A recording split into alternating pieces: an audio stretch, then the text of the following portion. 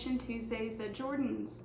This week we're going to go over complaining and kind of a little bit about where that took me, where there's seasons of going in and out, where you catch yourself doing it again, all of those things. So if you're interested, just keep watching. So complaining, I watched it in my life take me from first place to last place extremely fast. And I mean that. Not in this season particularly, about 3 years ago. I had a pretty good job. I mean, there was nothing to complain about. I was spoiled there. They treated me well. The people that I worked with, I loved them. But I was complaining, just complaining, and God was talking to me about the small little foxes. If we would just get the small little foxes, take care of those so that they don't spoil the whole thing. Well, I continued to complain. But in this place, let me just tell you a little bit about it. I was growing with God. Brand new, just got healed. Thought everybody in the world wanted what I wanted, they didn't. So I was seeking God. It's not that I wasn't seeking God, I wasn't growing with Him. It was that I hadn't taken care of complaining yet. Well, I ended up losing that job, going through a really rough time. Single mom, you know, all the things. And I just saw it take me from where God had me, and I know that He was moving me also, but I know that complaining, had I just not, I could have turned the course. I could have done things differently. I could have reacted differently. So, we create our reality with the words that we speak. There's power and life in our tongue. What we say creates life or death. Either we can speak the good and encouraging things and what we know to be true, or we can let our flesh take over and we can continue to complain and worry about things that we're not called to worry about anymore. And worrying sometimes comes out in complaining. And it's not that our heart isn't in a good place, it's just we speak before we think. One of those kinds of situations. So Proverbs 18:21 says, "The tongue has the power of life and death, and those who love it will eat its fruits." So I want to eat the fruit of my life being full of the fruit of the Holy Spirit. And I can only do that when I'm living in Him. How silly does it sound to think of Jesus walking around on earth and constantly complaining, "Oh, these disciples can't ever get anything right. I just can't do it." He physically could not do that. And we have Him inside of us. And it should sound equally as silly when we do those things. We might have every right to complain or be upset about something, but it won't change anything complaining. The only thing that it's going to change is going to make our situation worse. And then we're going to fall into self-pity and loathing and all of the things. Feeling sorry for ourselves, giving ourselves a pass. And we, in this time, right now, we don't have time to play games.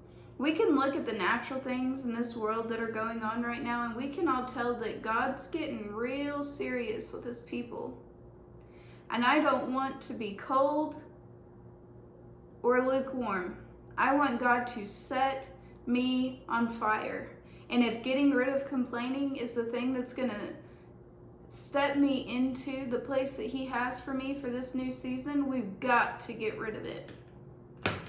And I know this kind of seems harsh, but I just want you all to know how important the words you speak are.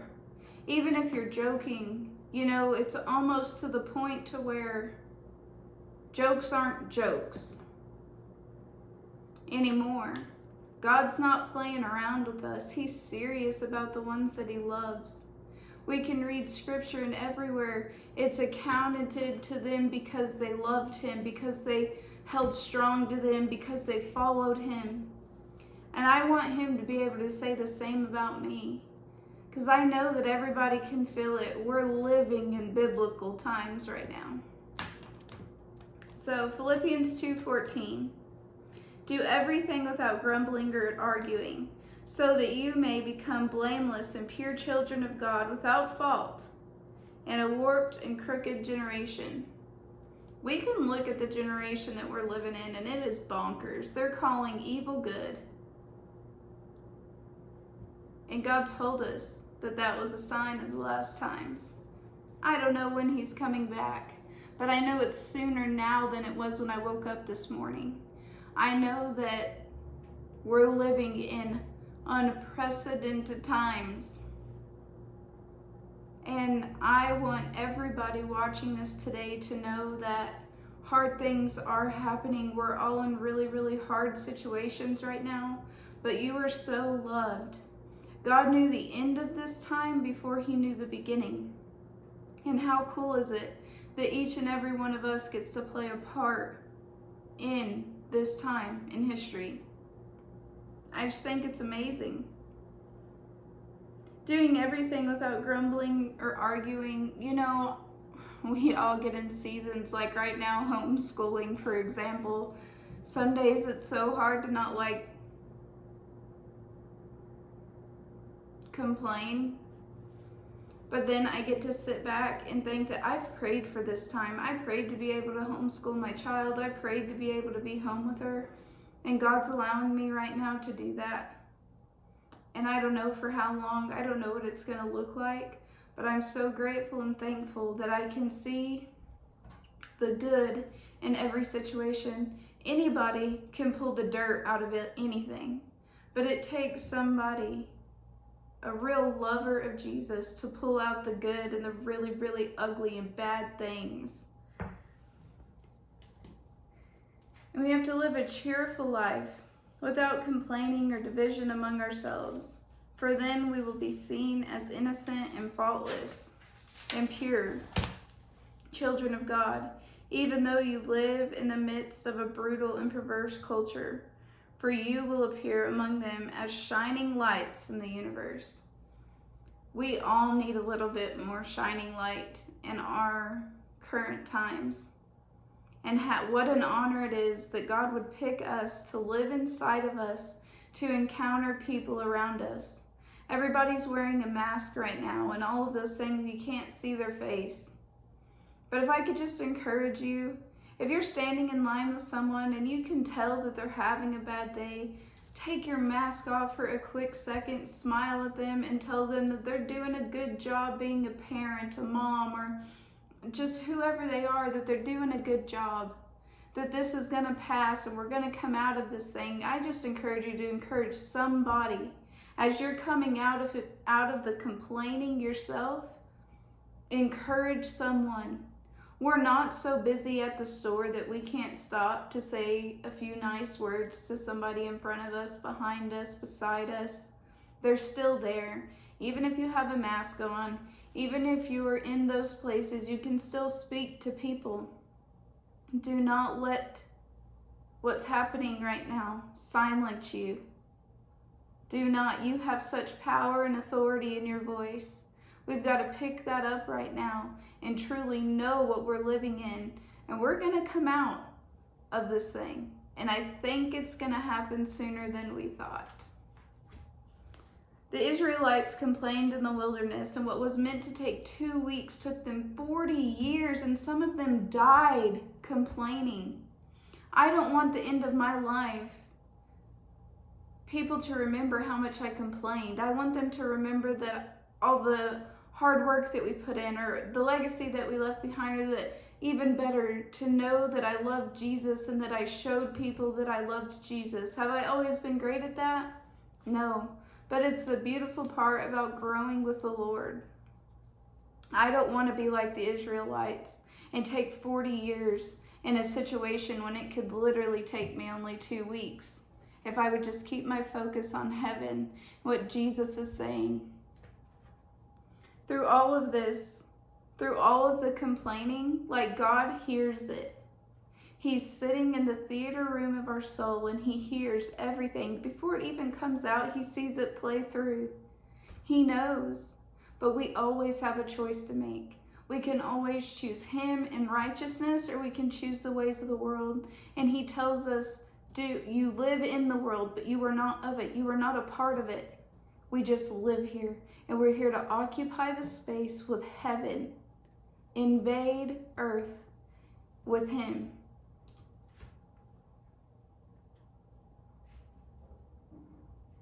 And if we do look around, we have everything in the world right now. We have every right to complain right now. But right now, I'm choosing to not complain in this situation. I'm choosing to not. I'm choosing to look at him and say, yeah, God, we're here, but you're taking me there. Yes, God, I've seen horrible things. I've seen things happen to children, and I don't like it, but you're taking us to the other side. You're redeeming these children. You're pulling them out of the ashes. You're going to turn this around. We're going to be part of history. And not just worldly history, biblical times. It's not over yet, friends. It's not over yet. If I can't believe for breakthrough in the really hard times, if I can't believe for that, what can I believe for? What can we sit there and believe God to do? You might be in something that nobody's ever dealt with right now. This might be the season of your life where you don't think that you're going to make it through it. And I just want to speak to you right now, and I want to say you're coming out. You're coming out, and it's going to be sooner than you think. We're going to take care of these little foxes together that have tried to spoil the whole vine. Whatever it may be, eating too much, complaining, arguing, attitude, whatever it may be, we're going to take care of those little foxes, and we're going to allow God to do a work in us so that when we come out of this, we can help others. We can give them what we needed in that season, which very well might be this word that I'm saying right now, and it's not an easy one. This is not something people like to confront, because then we have to get rid of placing blame. People cannot be your source of blame. Anytime there's something in you that's coming out in relationships, work, your weight loss goals, whatever it may be, it's an inside issue, and we're constantly growing, we're constantly working, we're constantly taking care of those things. And it's more important to obey when you first hear it than to wait 2 months and then start dealing with it. God can remove it in a single second. If we just say, you know what, God, I'm seeing this right now in my life. I see that I've been complaining all morning, and I really need your help to help me take care of this. Today, I surrender my complaining to you, and I leave it at your feet. And I want you to know that I love you, Jesus, and I'm here to serve you and serve you well. I want people to see you in me. And the only way to do that is to keep spending time with him and allow him to refine us like gold, refining us like gold.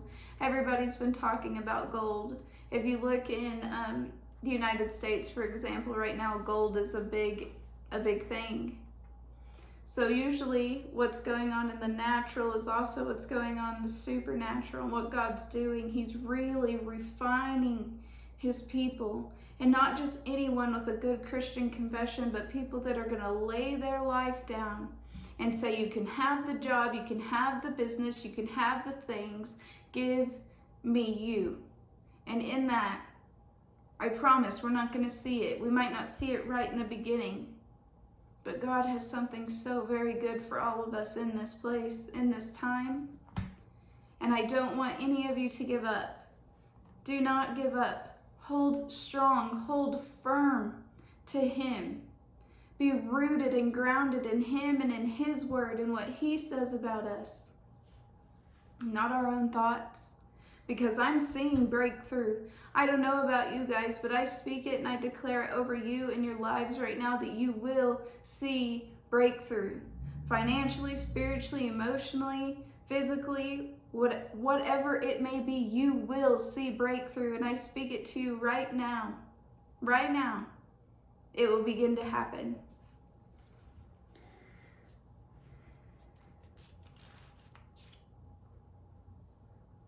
And in doing this, we're throwing off the old parts of us and we're going up higher with Jesus. I don't want to stay in a comfortable place. If I get too comfortable for too long, that means I've come to be complacent in things with me and the Lord, and I don't want that. Even if my life looks like one big trial mess, I'd rather it look like that and know Him more and more than to be completely complacent and never have to rely on Him for a single thing. He is my healer. He's my protector, my redeemer. He is my provision. He is. Everything we need is in Him. And the only way to get it is to spend time with Him. If we have 4 hours to watch Netflix and movies, we have 4 hours to spend with Him. And if we can't remove those little foxes, we're not going to have enough oil for when He comes back. And I don't want to be like one of them that didn't have enough and was asking somebody for theirs and they couldn't give them their oil, because it's up to you to get it. I love you all, and I know this is not like a normal happy word, but there's so much freedom in it. I pray that you guys would step into that freedom this week, that you would be encouraged to spend extra 5 minutes, extra 2 hours, 3 hours with the Lord this week. Find it somewhere, carve out that time for Him so that your distractions aren't calling you away, and just spend the time with Him that He deserves. He gave His one and only Son, and His Son gave His life, literally died for us. We can give Him an hour or so of our time. If you enjoyed this video, give it a thumbs up, share me with your friends, and subscribe to my channel. This is a series I'm doing every Tuesday. You can follow me over on Instagram for more daily inspirational things, or where we can chit chat and talk more. And all of my fitness stuff is there at jordyntlee. I'll see you guys in the next one.